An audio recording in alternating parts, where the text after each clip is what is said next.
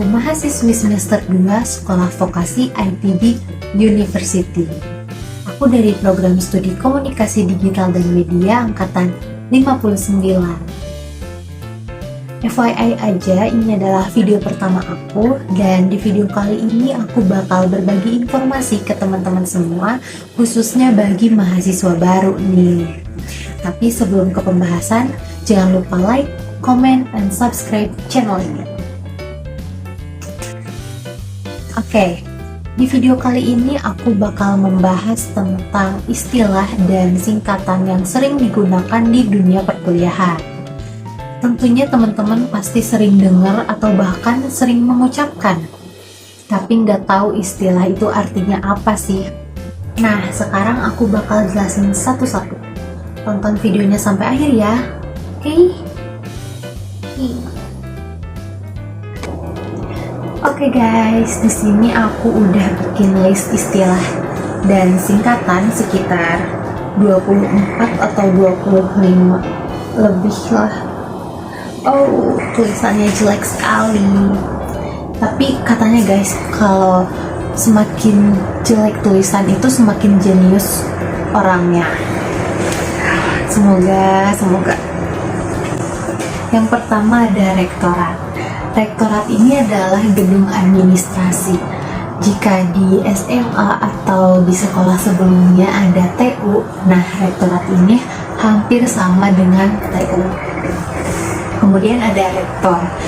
Tentunya beda ya rektor dengan rektorat. Kalau rektor ini adalah pemimpin yang mengepalai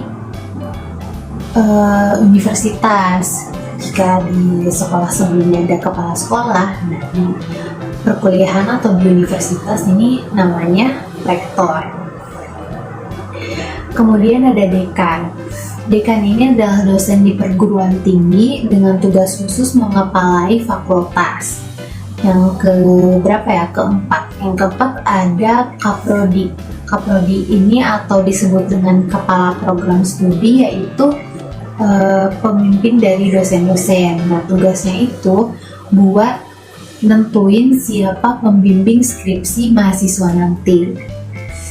Kemudian ada sarjana. Sarjana ini sering banget didengar ya, tapi tahu nggak sih apa artinya sarjana? Sarjana ini adalah program kuliah selama 4 tahun atau 8 semester. Hampir sama dengan sarjana terapan, tapi kalau sarjana terapan ini lebih banyak di keterampilannya. Kemudian ada istilah gap year.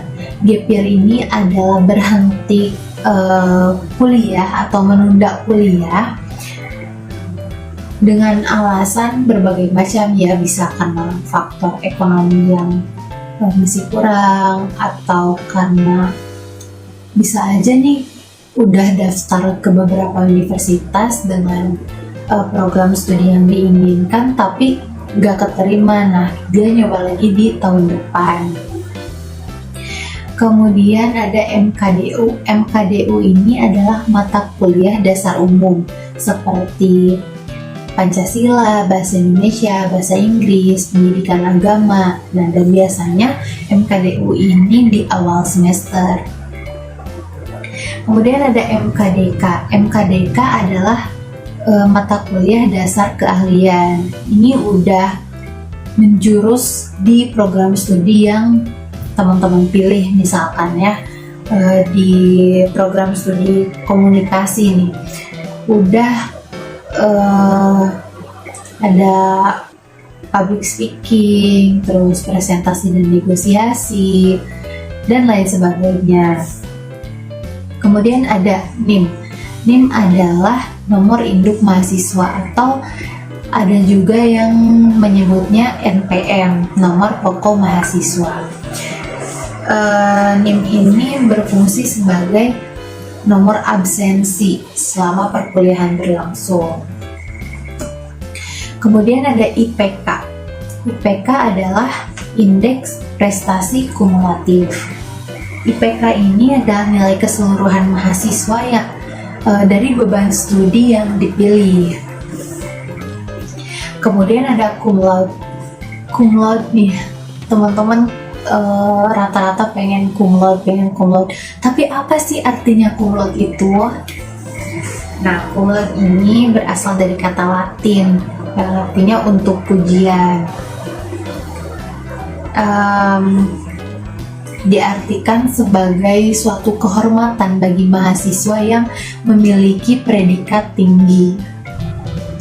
Nah, kemudian ada SKS atau Satuan Kredit Semester, yaitu ukuran yang menentukan seberapa banyak beban studi bagi mahasiswa.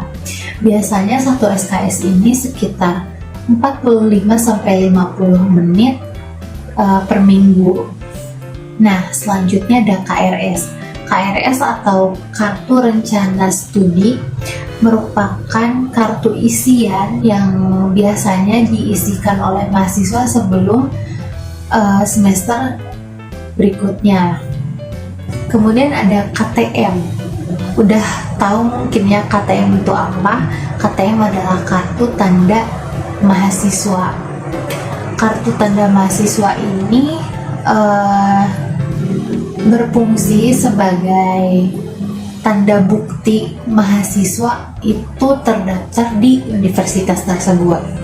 Kemudian ada UKM atau Unit Kegiatan Mahasiswa, atau sering disebut juga sebagai Ormawa, organisasi mahasiswa, yang di dalamnya meliputi DPM atau Dewan Perwakilan Mahasiswa sebagai organisasi tertinggi di kampus.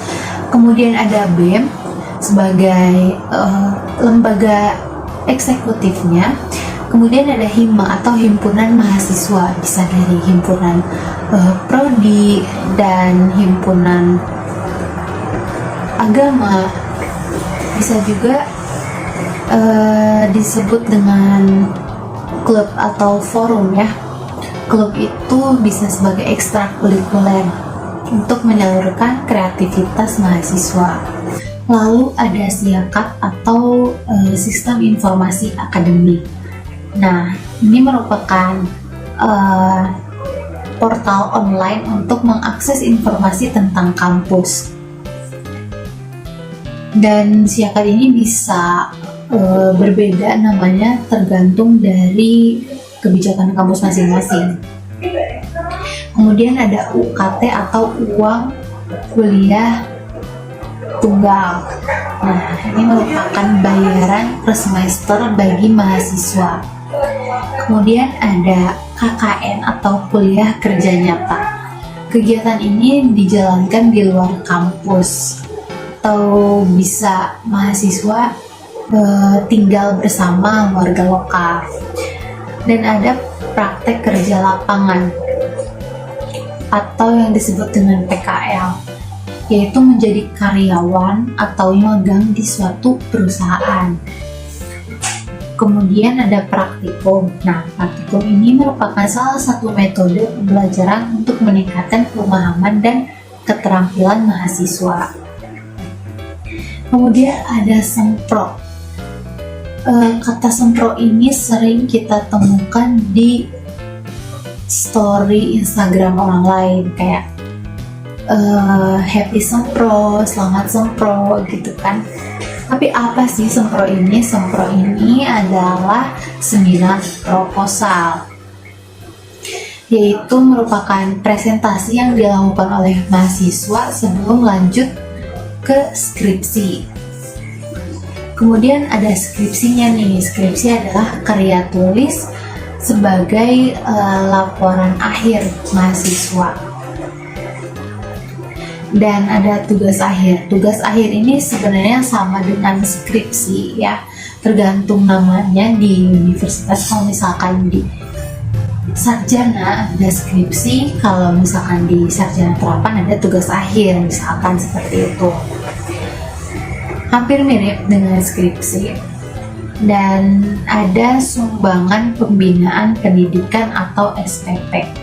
SPP ini adalah biaya pendidikan yang dibayarkan oleh mahasiswa untuk keperluan penyelenggaraan dan pembinaan pendidikan.